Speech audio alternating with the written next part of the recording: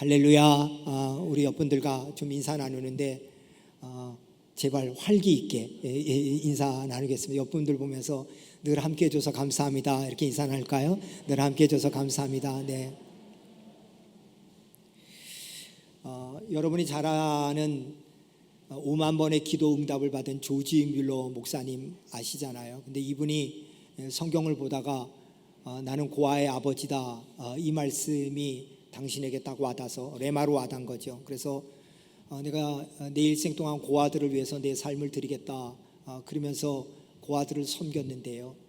그런데 정말 엄청나게 많은 고아들, 10,000명이 넘는 고아들을 일생 동안 섬겼는데 그 고아들을 섬기는데 나라로부터 지원을 하나도 받지 않고 또 엄청난 부자들로부터 지원받지도 않고 하나님 앞에 기도하면서 하나님께서 마음이 감동된 자들이 후원을 통해서 그 일들을 다 이루셨거든요. 그런 내용에 대한 것이 조지 뮬러의 일기라는 책에 보면은 잘 나와 있습니다. 그 중에 몇 가지를 소개시켜 드리면 이런 겁니다. 1857년 12월 금음날 보육원에 증기 가마가 터져서 아이들이 추위에 떨고 있었다. 새 것을 사려면 몇 주일이 걸리고 수선을 한다 해도 5, 6일이 걸려야 했다.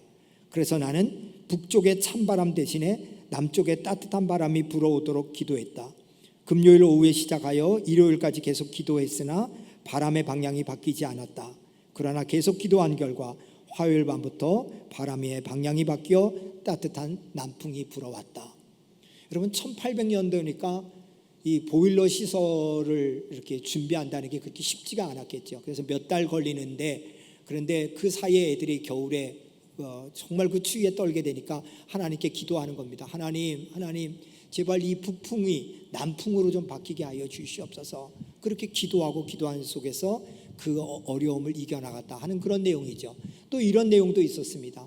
하루는 고아들에게 먹일 음식이 하나도 없어져서 정말로 너무너무 마음속에 안 좋아서 아이들과 손을 잡고 기도했다는 겁니다. 하나님 오늘도 저희들에게 일용할 양식을 주시옵소서. 그렇게 기도하는데 갑자기 고아원 앞에 마차가 한 대 쓰더니 거기에서 신선한 우유와 빵이 고아원으로 들어오더라는 겁니다. 그래서 어떻게 된 거냐 그랬더니 인근에 있는 공장에 그 노동자들이 야유회를 가기로 했는데 그날 그렇게 비가 많이 오니까 도저히 갈 수가 없어가지고 이것을 고아원 아이들에게 갖다 주자. 그래서 갖다 줘서 그날 그들이 굶지 않고 하루를 지낼 수 있었다는 거죠.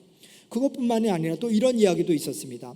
어느 날 식량이 다 떨어져가지고 하나님 내일 아침에 애들에게 먹일 게 없어요. 어떻게 했으면 좋겠어요. 그렇게 기도하고 있는데 새벽 3시에 어떤 빵 공장 사장으로부터 전화가 새벽 3시에 왔다는 겁니다. 너무 놀라가지고 왜 하냐 그러니까 자기가 자려고 하는데 자꾸 하나님이 깨우더라는 겁니다. 너 일어나서 빵 만들어. 그래서 빵을 만들었는데 내일 아침에 이거 갖다 줘도 되겠냐고 그렇게 해서 연락이 와서 그렇게 이렇게 아이들을 먹이게 되었다는 거죠. 그러면서 조지 뮬러 목사님이 하나님이 내 삶에 있어서 모든 그런 것들을 공급함 덕분에 내가 이렇게 됐습니다 이렇게 얘기하는데, 그래서 제가 위키피디아 그 백과사전에 조지 뮬러 이렇게 하고 한번 들어가 봤습니다. 그랬더니 이렇게 기록되어 있었습니다. 조지 뮬러는 일생 동안 24명의 고아들을 먹였고 여기에 필요한 약 138만 1,171파운드를 하나님으로 받았다. 그러면서 위키피디아가 2018년에 쓴 모양이에요. 2018년 기준으로 약 13만 8,171원의 파운드가 2018년 기준으로는 약 113억 파운드가 된다는 겁니다. 그래서 제가 이번 주에 말씀 준비하면서 도대체 113억 파운드가 얼마 정도 되냐 했더니 요새 기준으로 1,805원이 1파운드더라고요. 그러니까 21조에 해당되는 돈이었습니다. 하여튼 놀라지도 않는군요. 하나님이 엄청나게 많은 액수를 고아들을 먹이고 하나님의 일을 하는 데 쓰임받게 한 겁니다. 그래서 위키피디아에 또 이렇게 기록되어 있습니다. 그는 일생 동안 28만 5,407권의 성경을 배포하였고 신약으로만 된 신약 성경은 무려 145만 9,506권을 배포했다. 선교사들을 위해 기도하고 물질로 후원하였고 또한 117개의 학교를 지어서 12만 명에게 기독교 교육을 시켰다. 그리고 그는 말년에 선교 여행을 통해서 42개국에 300만 명에게 복음을 전했다. 정말로 엄청난 일을 했죠. 근데 그 일을 누가 했습니까? 하나님이 하셨잖아요. 그래서 조지 밀러에게 기자가 와서 물었다는 겁니다. 아니, 당신은 어떻게 이 일을 가능하게 되었습니까? 그럴 때 앞에 스크린에 있는 것처럼 하나님의 약속에 근거해서 기도하십시오. 하나님의 약속에 근거해서 기도한다는 게 뭐예요? 말씀에 근거해서 기도한다잖아요. 여러분, 조지 밀러가 5만 번 기도 응답받은 걸로만도 유명하지만 더 유명한 게 뭔지 아세요? 그는 일생 동안 200번의 성경을 읽었는데 100번은 무릎을 꿇고 읽었다 그럽니다. 하나님의 말씀을 통해서 내가 어떻게 적용할까? 그렇게 한 거죠. 그래서 이 모든 것을 가능하게 한 것이었습니다. 그래서 조지 밀러가 하는 얘기는 뭐냐? 하나님은 정말로 우리의 삶에 우리가 정말로 하기를 원하는 그 일에 공급해 주시는 하나님이다, 이 간증을 한 것이죠. 여러분, 저도 이런 경험이 있습니다. 제가 1994년도에 강원도 원통에서 14km 더 들어가면 천돌이라는 GOP 지역, 그 아주 산골짜기에 군목으로 부임해 갔거든요.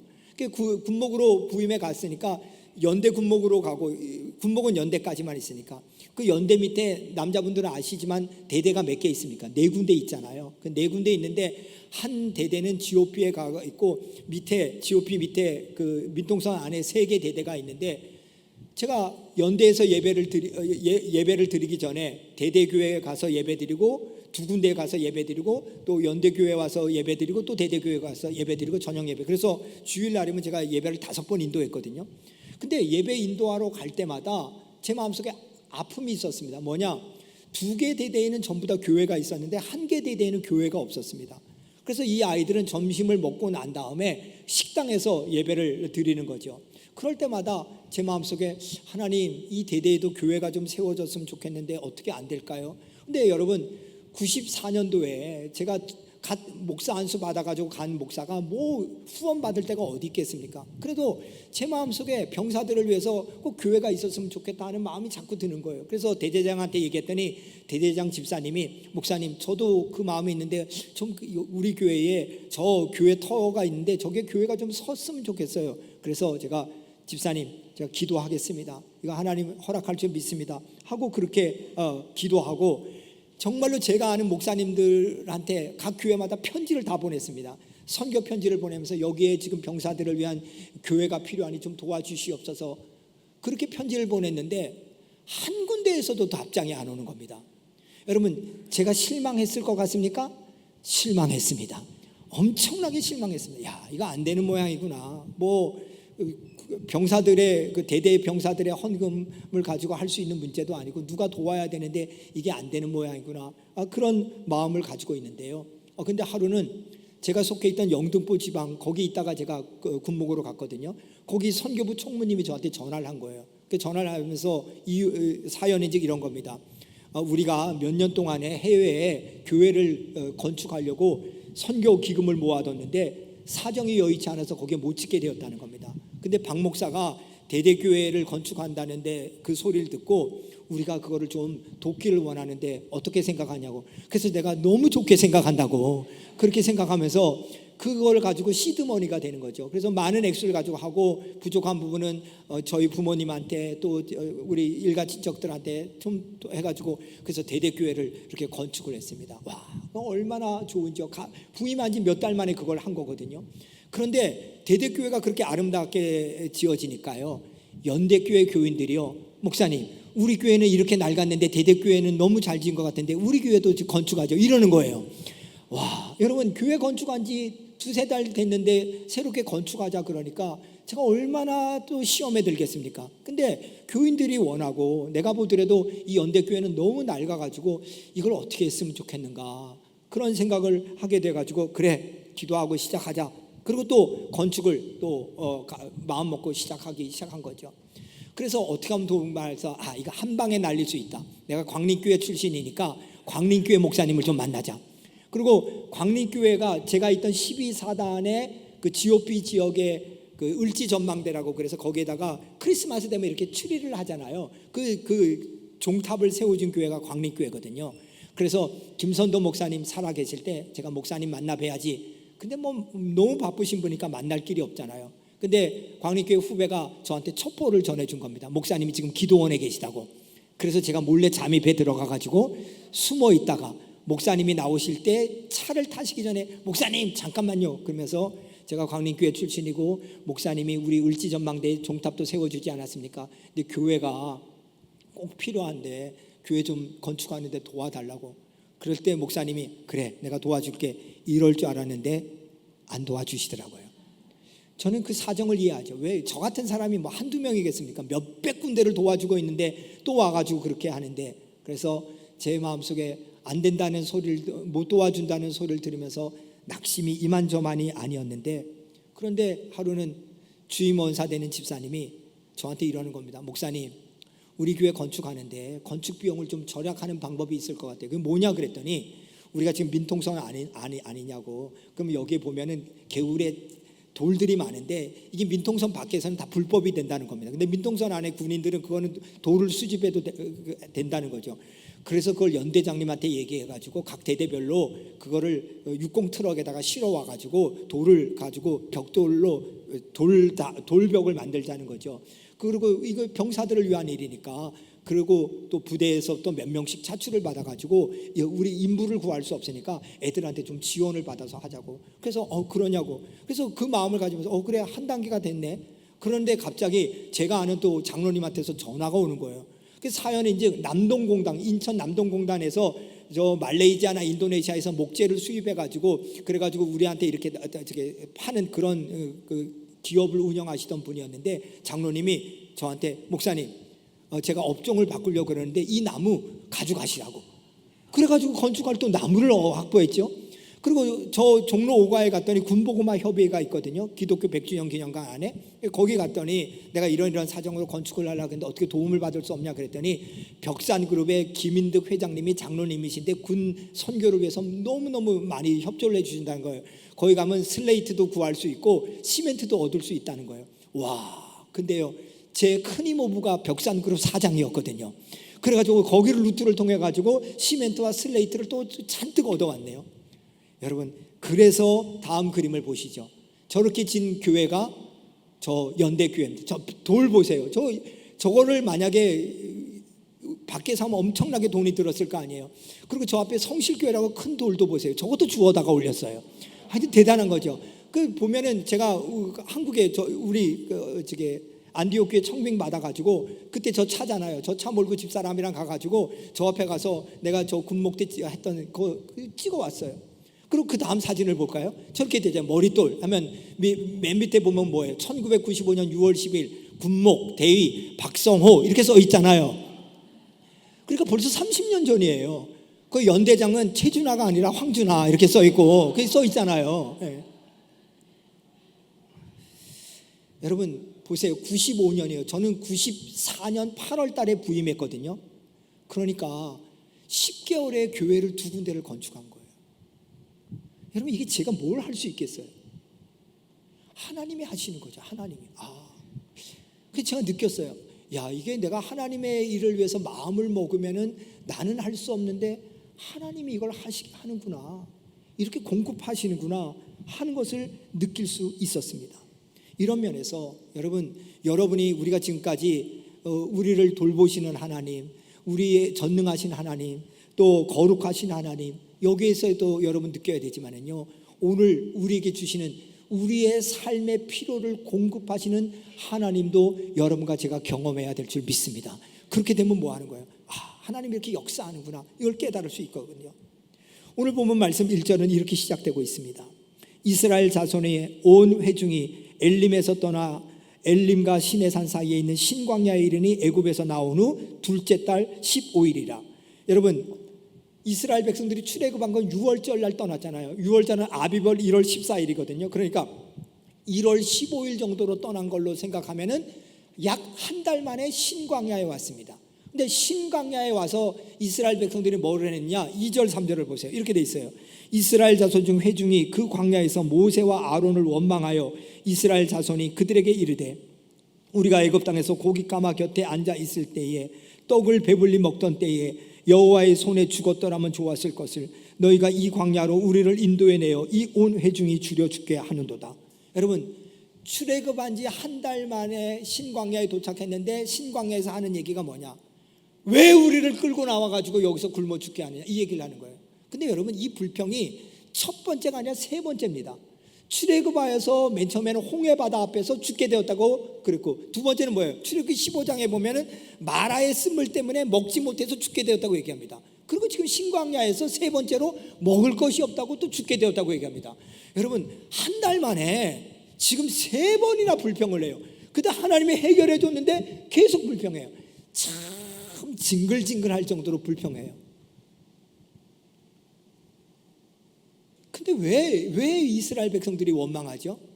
먹을 것이 없다고 원망했는데 정말 먹을 것 때문입니까? 아니요. 정말 근본적인 이유는 뭐예요? 왜 하나님이 우리를 출애굽시켰느냐? 무슨 얘기예요? 하나님에 대한 신뢰가 없는 거예요. 하나님이 10가지 재앙을 통해서 출애굽도 시켜주고, 하나님이 홍해도 건너게 해주고, 하나님이 마라의 쓴물도 달게 해줬는데 그 하나님을 경험하고도 하나님에 대한 신뢰가 없어요. 그러니까 뭐 하는 거예요? 왜 하나님이 우리를 광야로 끌고 나와서 굶어 죽게 하느냐, 이렇게 얘기하는 거거든요. 여러분과 저는 어떠세요? 몇십 년 신앙생활 했는데 그때마다 하나님 도우셨는데 또 어려움을 당하면 하나님에 대한 신뢰가 없어져요. 심각한 문제잖아요.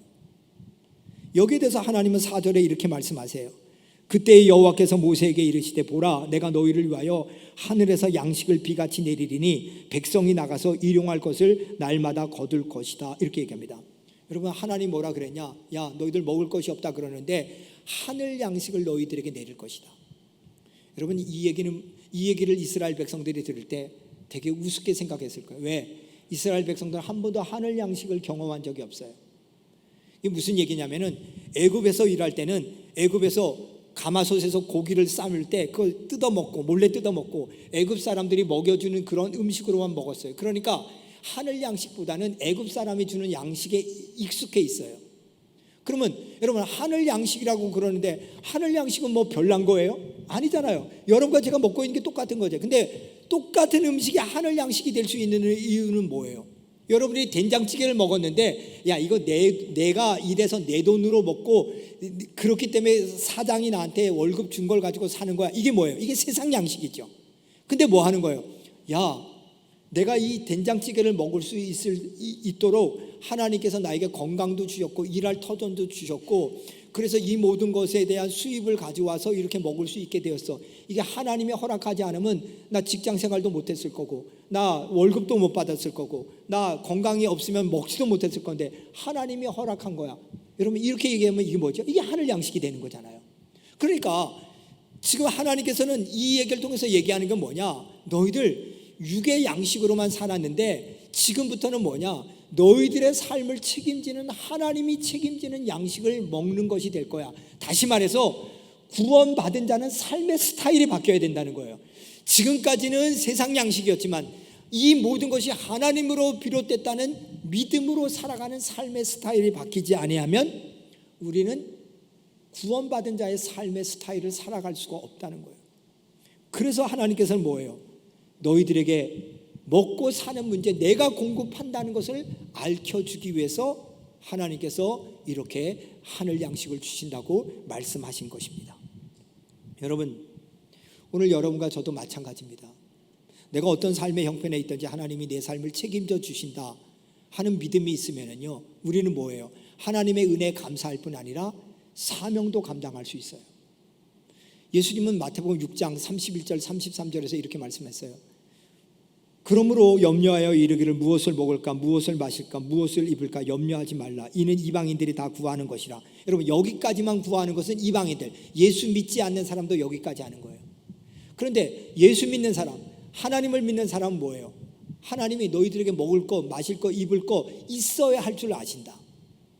그런데 그것이 하나님이 있어야 될 줄 아시고 공급해 주신다는 믿음이 있기 때문에 하나님의 나라와 의를 먼저 구하는 삶을 사는 사람, 이 사람이 뭐예요? 이 사람이 구원받은 자의 삶의 스타일이라는 거예요. 그러니까 뭐 하는 거예요? 내가 왜 여기서 이렇게 봉사할 수 있습니까? 왜 이렇게 연주도 할 수 있고 찬양도 할 수 있고 교사도 할 수 있습니까? 그 이유는 뭐예요? 내 삶에 하나님이 내 삶을 책임져 주신다는 믿음이 있으니까 사명을 감당하는 거예요. 이게 없으면 뭐 하는 거예요? 여러분, 한 푼이라도 더 벌어야 돼, 그죠? 내 힘과 내 뜻으로. 그런데 예수님이 뭐하냐? 하나님도 너희들에게 그거 필요한 거 안다. 그리고 하나님이 너희들이 우선순위를 가지고 살아가면, 구원받은 자의 라이프 스타일을 가지고 살아가면 그 나머지 내가 공급해 줄 거야. 이 믿음이 너희들에게 있어야 된다. 이것을 말씀해 주고 있는 것입니다.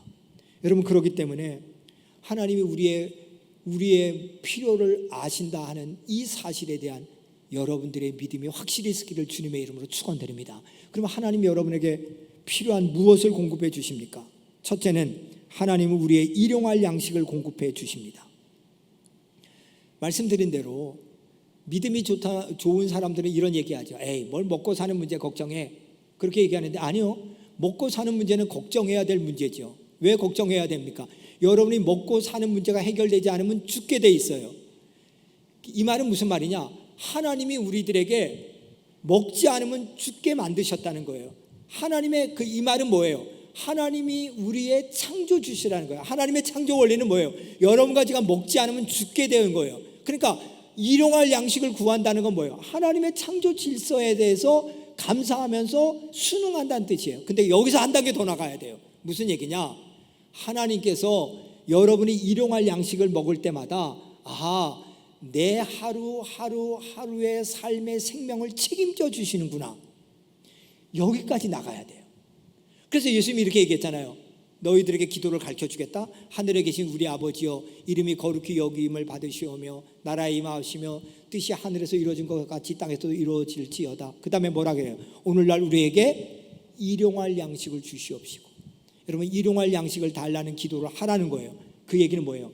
내가 매일매일 먹는 양식은 하나님이 나에게 매일매일 생명을 유지하도록 주시는 생명의 양식이다 하는 믿음의 고백을 하라는 거예요.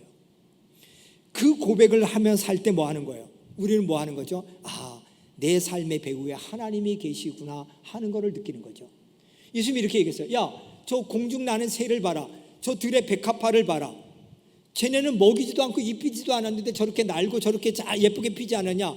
그러면 우리가 공중 나는 이렇게 새를 보고 들의 백합화를 봐요. 그러면서 뭐예요? 뭐 이따운 얘기를 하시지? 아니, 뭐 새 보고 공중 나는 백합화 보는 거, 그거 뭐 눈이 있으면 다 보지 뭐. 근데 예수님 뭐예요? 그거 말고 공중 나는 새를 보고 들의 백합화를 보면서 배후를 보라는 거예요. 단순히 새가 난다, 단순히 꽃이 폈다가 아니라 꽃이 피고 새가 날 수 있는 그 배후를, 그 새가 날고 꽃이 피게 하는 하나님을 보라는 거예요. 하나님을. 여러분과 저도 마찬가지예요. 일용할 양식을 구한다는데, 에이, 뭐 이거는 뭐 세상 사람들도 열심히 일해가지고 뭐 삼시세끼 먹고 사는 건데 뭐 그것만 보는 게 아니라 너희들에게 이렇게 할 수 있는 배우가 누구냐는 거예요. 여러분, 솔직히 말해보세요. 여러분들이 직장 내일도 갈 수 있다고 생각하는데, 만약에 여러분들이 오늘 교통사고를 나타내보세요. 그럼 여러분 직장 못 가는 거잖아요.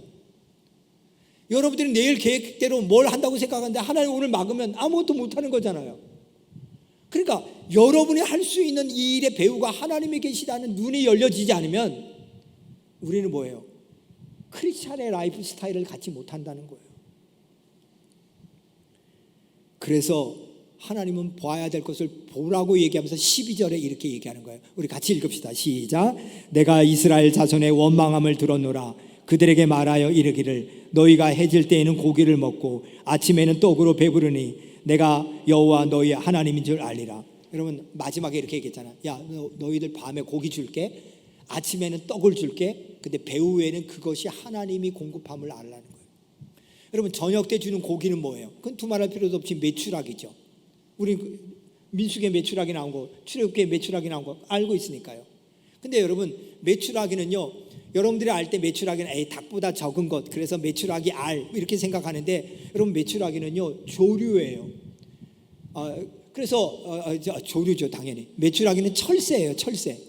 무슨 얘기냐면은 한 곳에 있는 게 아니라 철에 따라서 이동해요. 그래서 시내산과 지중해와 아프리카 쪽으로 봄과 겨울이 되면 왔다 갔다 하는 그런 철새예요. 근데 메추라기는요, 날개에 힘이 없어요. 단거리는 나는데 장거리는 날 수 없어요.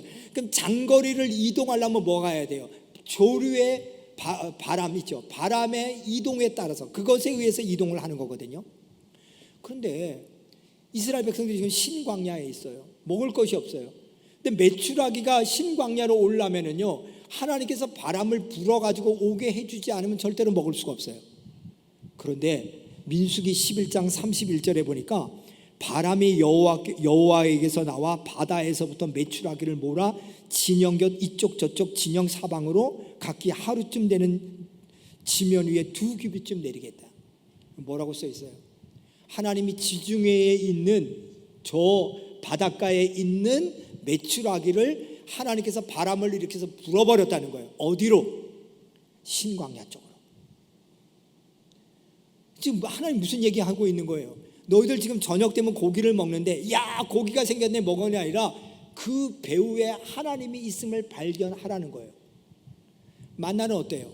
아침에 일어났더니 막 이슬 같은 게 있네요. 그랬더니 조금 지나니까 이슬이 사라지더니 서리처럼 이렇게 맺혀요.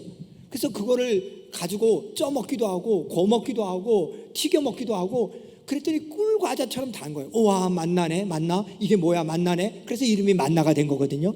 여러분 정말이에요. 만나가 이게 무엇인가 이 뜻이에요. 그래서 14절 15절에 보세요. 이슬이 마른 후에 광야 지면에 작고 둥글며 서리 같은 가는 것이 있으니 이스라엘 자손이 보고 이것이 무엇인지 알지 못하여 이것이 뭐냐? 이게 히브리 말로 만나라는 뜻이거든요. 그러니까 여러분 만나 하면 만나는 음식이구나 이런 뜻으로 알고 있는데 그게 아니라 이게 뭐냐? 너무 놀라니까 도대체 보지도 못하는 음식이니까. 근데 그 뒤에 또 뭐라 그래요? 이는 여호와께서 너에게 주어 먹게 하신 뭐라고요? 양식이라. 여러분 왜 여러분 식사 기도해요? 아침에 밥을 보면서 하나님이 주신 것이구나 그 고백이 있는 거잖아요. 다시 말해서 하나님은 이스라엘 백성들에게 뭐 하는 거예요? 야 내가 너희들을 먹이는 하나님이다. 너희들의 필요를 공급하는 하나님이다. 여러분 이 하나님에 대한 공급하시는 하나님을 믿을 때 여러분이 이 땅에 사는 먹고 사는 문제에 대해서 두려움 없이 담대함으로 나가는 믿음이 생길 줄 믿습니다. 맥스 루케이도가 쓴 폭풍의 눈 속에서 세상을 보다라는 책이 있는데요. 저 책을 보다가 되게 감명을 받았습니다. 여러분 책에 짧은 얘기들이 나오는데 전부 다 실화입니다. 그 실화 중에 하나가 나와 있는데 1942년 10월 2차 세계대전 당시에 에디 리켄버커라고 하는 파일럿 그 조종사에 대한 얘기입니다. 이 사람은 1차 세계대전 때 굉장히 유명한 그런 파일럿 전쟁 영웅이었습니다. 근데 2차 세계대전 때 또 그 전쟁에 참여한 거죠. 근데 이 참전한 다음에 임무가 뭐냐면 B-17을 몰고 가서 저 메가더 장군에게 메시지를 전하라는 그런 특명을 받았습니다. 그래서 자기를 비롯해서 7명의 대원을 태우고 그리고 B-17을 몰고 가다가 남태평양에서 비행기가 추락해 버렸습니다. 근데 941생으로 7명 자기를 포함해서 7명의 모든 대원들이 다 살았습니다. 근데 문제는 뭡니까? 먹을 것이 없잖아요. 상어와 싸워야 되고 남태평양의 뜨거운 태양 속에서 살아나야 되고 그러다가 먹을 것이 없는데 비상식량 가진 것을 가지고 나눠 먹다 7일 견디고 8일째는 더 이상 먹을 것이 없었습니다. 이분은 신앙의 사람이었는데 대원들과 더불어서 예배를 드린 다음에 꾸벅꾸벅 졸고 있는데 머리 위에 뭐가 탁 앉더라는 겁니다. 직감적으로 양식이다 하고 느꼈다는 거예요. 그리고 확 잡았는데 그게 갈매기였다는 겁니다. 그래서 갈매기를 잡아가지고 살은 나눠 먹고 그 안에 있는 내장을 가지고 낚시질을 해가지고 물고기를 잡아서 서바이벌 한 거예요. 그 책에서 이렇게 나와요. 갈매기는 수백 마일 떨어져 있는 이곳에 절대로 올 수 없는 해변에 나는 조류다. 근데 어떻게 갈매기가 여기까지 왔단 말인가? 그러면서 그 책에 이렇게 써놨어요. 하나님만 아실 일이다. 하나님만 아실 일이다. 그러면서 에디는 이렇게 고백합니다. 갈매기가 어디에서 왔는지는 제가 알지 못합니다. 그러나 한 가지 분명한 사실은 우리가 굶주릴 때 하나님이 먹이신다는 사실입니다. 그래서 에디는요 거기서 살아난 다음부터 플로리다 해변가에 가서 일주일에 한 번씩 갈매기들에게 먹이를 줬다는 겁니다. 어느 갈매기인지 모르지만 그 갈매기 때문에 내가 살아났기 때문에 그래서 내가 그걸 감사로 보은하는 의미로 그렇게 한다 이렇게 얘기했습니다. 사랑하는 여러분 정말 우리에게 이 믿음이 필요합니다. 내 생각으로는 할 수 없는데 하나님이 우리의 삶을 책임져 준다는 이 믿음, 이 공급하시는 하나님이 여러분의 하나님이 되기를 주님의 이름으로 축원드립니다. 두 번째로 하나님을 일용할 양식뿐 아니라 영원한 양식도 제공해 주셨습니다. 33절 34절 보세요. 또 모세가 아론에게 이르되 항아리를 가져다가 그 속에 만나 한 오멜을 담아 여호와 앞에 두어 너희 대대로 간수하라. 아론이 여호와께서 모세에게 명령하신 대로 그것을 증거판 위에 두어 간수하게 하였고, 여러분 하나님께서 만나를 한 오멜 한 2리터 되겠죠. 한 2.2리터 되는 오멜을 걷어다가 증거판은 뭐예요? 십계명이죠. 십계명판 거기 앞에 두라는 거예요. 여러분 나중에 십계명과 만나와 아론의 쌍난 지팡이가 어디 안에 들어가요? 어디 안에 들어가죠? 법궤 안에 들어가요. 여러분 법궤는 뭐예요? 하나님의 임재의 상징이에요. 근데 이 법궤는 어디에 둡니까? 지성소에 둡니다. 옛날에 성전은 뭐예요? 여러분이 앉아있는 여기가 성소고 여기에 천막이 있잖아요. 휘장이 있고 휘장 안에 여기를 지성소라 그래요. 그 지성소 안에 이런 아카시아 나무로 만든 궤가 있었어요. 그걸 법궤라 그래요. 그 법궤 안에 세 가지가 있는 거예요. 하나는 뭐예요? 아론의 쌍난 지팡이, 십계명의 두 돌판, 그리고 만나, 이걸 뒀어요. 그럼 이 지성소는 뭐 하는 거예요? 대제사장이 1년에 한 번 들어와서 피를 가지고 휘장 안으로 들어와서 이 법궤 위에 시은자, 은혜의 보좌 위에 피를 뿌려요. 그러면서 이스라엘 백성들의 죄를 다 용서한다 하는 용서의 상징이에요. 그러면은 법궤 안에 만나를 뒀다는 건 뭐예요? 하나님이 우리의 일용할 삶도 책임져 주지만 우리의 영원한 죄를 용서하시고 영원한 생명을 허락하시겠다는 구원의 상징이기도 해요. 그래서 만나를 주신 거예요. 그러면 우리의 죄를 용서하시고 우리에게 영원한 양식 되는 만나의 상징은 누구예요? 두말할 필요도 없이 예수 그리스도죠. 그래서 요한복음 6장 48절에서 51절에 보니까 이렇게 나와요. 내가 곧 생명의 떡이다. 너희 조상들은 광야에서 만나를 먹어서도 죽었거니와. 만나는 뭐예요? 하루 정도는 연장시킬 수 있어. 너희들이 법궤 안으로 들어온 만나가 아니라 법궤 밖에 만나는 생활은 연장시킬 수 있어. 하나님 그거 책임져 줘. 그러나 하나님은 그 만나를 법궤 안으로 집어넣음을 통해서 너희들에게 영원한 양식을 줄 거야. 내가 하늘에서 내려온 살아있는 떡이다. 이 떡을 먹는 자는 영생할 것이다. 사랑하는 여러분, 하나님이요 여러분과 저의 90평생 100세 이 땅 살아가는 동안의 삶의 양식을 공급해 주실 줄 믿습니다. 근데 거기까지만 받으면 안 돼요. 하나님은 그것뿐 아니라 우리를 이 땅을 마치고 천국에서 영원한 삶을 살 수 있는 양식까지도 주셨어요. 그분이 누구냐? 예수님이라는 거예요. 그렇기 때문에 여러분과 제가 이 땅 살아가는 동안에 하나님이 주시는, 하나님이 공급해 주시는 이 땅에서의 데일리 브레드, 매일의 양식뿐 아니라 영원한 양식까지도 받아서 누리면서 그 하나님 때문에 여러분 감사하고 영광 돌리는 삶 되기를 주님의 이름으로 축원드립니다. 말씀을 마칠게요. 사랑하는 여러분, 저는 그렇게 길게 살지는 않았지만 지금까지 살아보면서 사는 게 참 쉬운 게 아니구나 하는 걸 느낍니다. 여러분 삼시세끼를 해결한다는 거 그게 쉬울까요? 그렇지 않더라고요.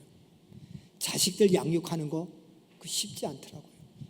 내 육신의 건강을 지킨다는 거 그것도 쉽지 않더라고요.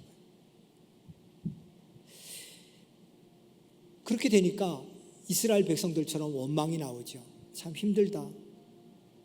왜 이렇게 힘들까? 그런데 하나님이 이렇게 얘기해요. 너 힘들지? 근데 내가 너 함께하면서 너에게 힘이 돼 줄게. 그래서 히브리서 13장 5절에 보면은 하나님께서 친히 말씀했어요. 내가 결코 너 버리지 아니할 거야. 떠나지 아니할 거야. 이사야 41장 10절에는 야 두려워 마. 내가 네 하나님이야. 내가 너 도와줄게. 내가 붙들어 줄게. 이사야 49장 15절에는 어머니가 어찌 제 젖먹이를 잊겠으며 제 태에서 낳은 아들을 어찌 긍휼히 여기지 않겠느냐. 비록 어머니가 자식을 잊는다 하여도 나는 절대로 너를 잊지 않는다. 여러분, 어머니는 절대로 젖먹이 아이를 잊을 수가 없어요. 세상에서 모든 사람이 자식을 버려도 어머니는 버리지 않는 최고의 사랑이 어머니의 사랑이에요. 근데 하나님 그렇게 얘기해요. 그 어머니가 혹 자식을 잊는다고 하여도 나는 너 잊지 않을게. 그게 여러분과 제가 믿는 하나님이에요. 그러니까 그 하나님이 뭐예요? 아들을 주시기까지 한 하나님이 여러분들에게 살아가는 매일매일 일용할 것 안 주시겠습니까? 아들을 주신 하나님이 영생까지 주셨는데, 여러분 꼭 기억하십시오. 하나님이 여러분의 삶을 책임지십니다. 그러니까 시편 23편 1절에서 다윗은 여호와는 나의 목자시니 내게 부족함이 없으리로다, 이 고백을 한 겁니다. 하나님이 정말로 공급자 되시는 하나님을 체험했더니 하나님이 내 목자가 되시니 내가 부족함이 없다. 이 고백이 다윗의 고백인데, 이 고백이 여러분의 고백이 되고 저의 고백이 되기를 주님의 이름으로 축원드립니다.